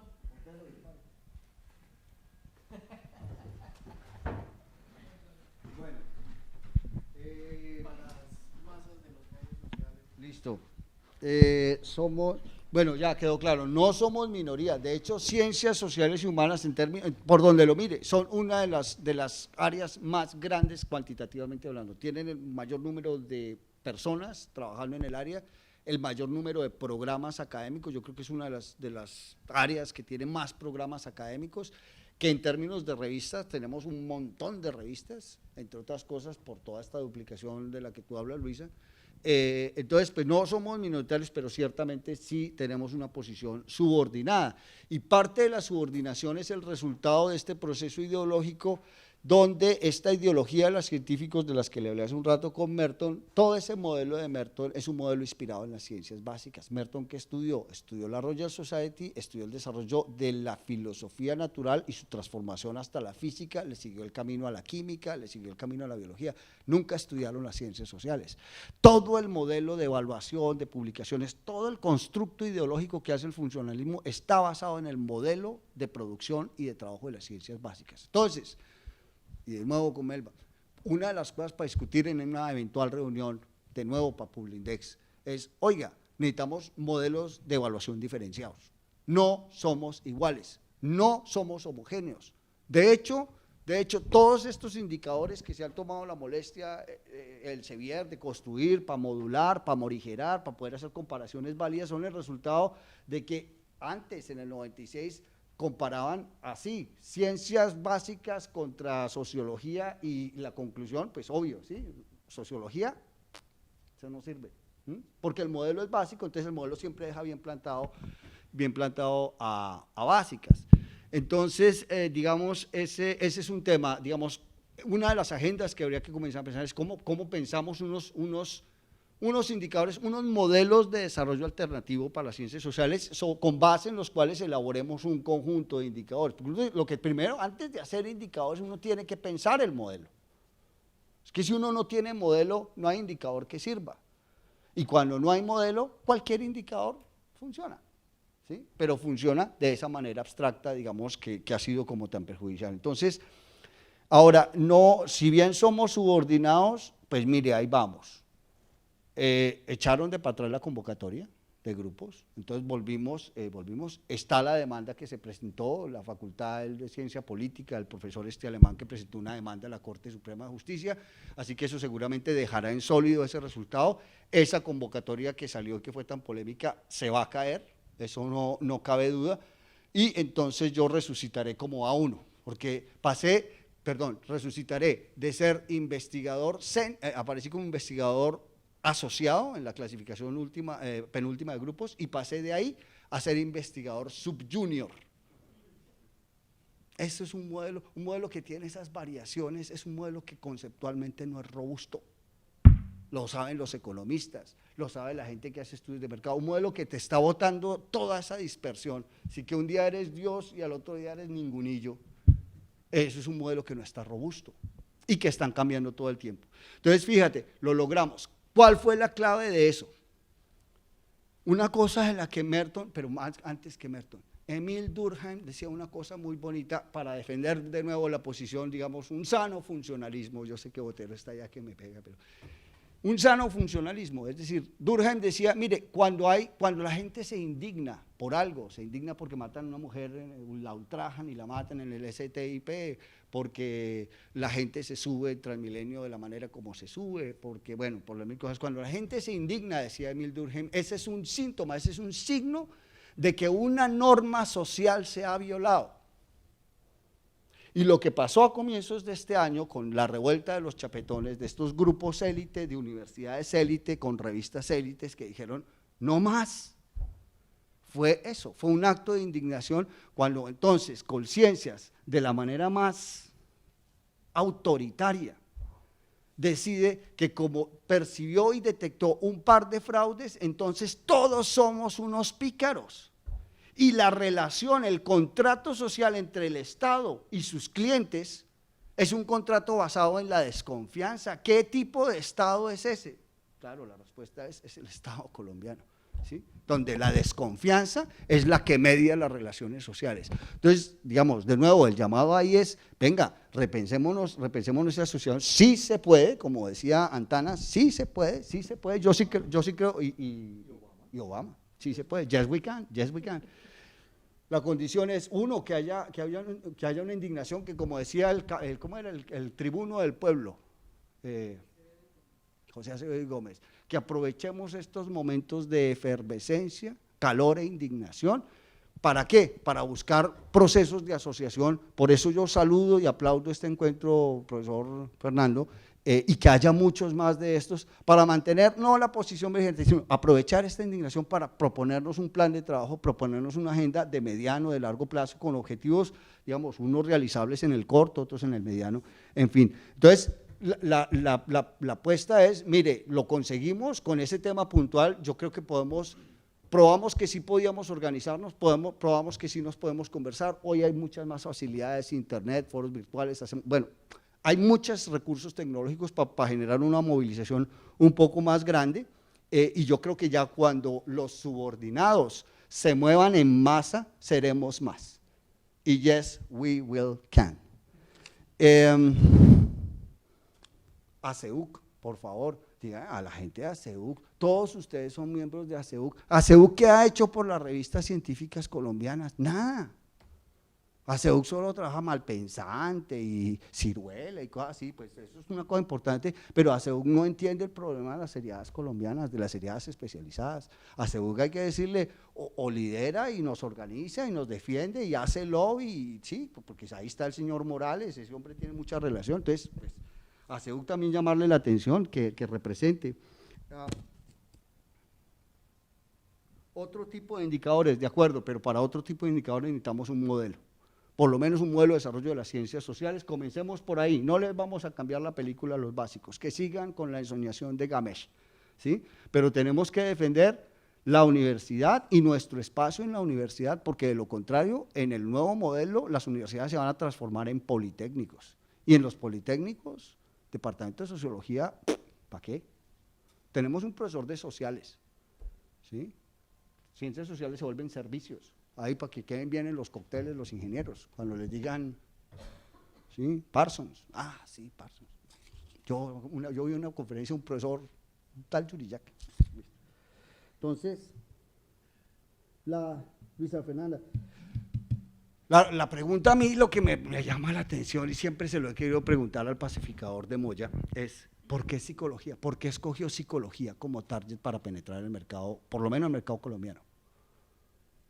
¿Cuáles fueron las negociaciones que hubo allí? Digamos, ¿cómo se negociaron esa entrada? Porque de todas estas revistas de ciencias sociales que tú decías que había, que eran 7,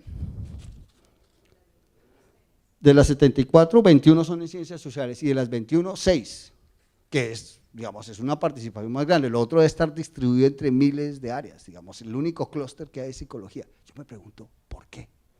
¿Cómo fue que eso pasó?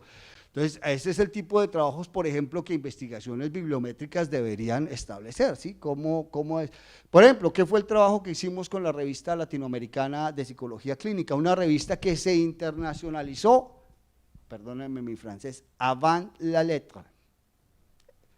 El profesor Rubén Ardila cuando llegó de Chicago de hacer su doctorado en psicología, el tipo, como venía con este tema de las publicaciones, dijo, voy a hacer mi publicación y voy a hacer una publicación internacional, voy a aprovechar mis contactos en el exterior, mis profesores, mis colegas que están, y se montó esa revista. Y comenzó a publicar, y es una revista que, insisto, cuando hicimos el estudio del 96, la revista ya llevaba ahí como desde comienzos de los 80 o tal vez finales de los 70, Rubén ya tenía la revista en el ISI.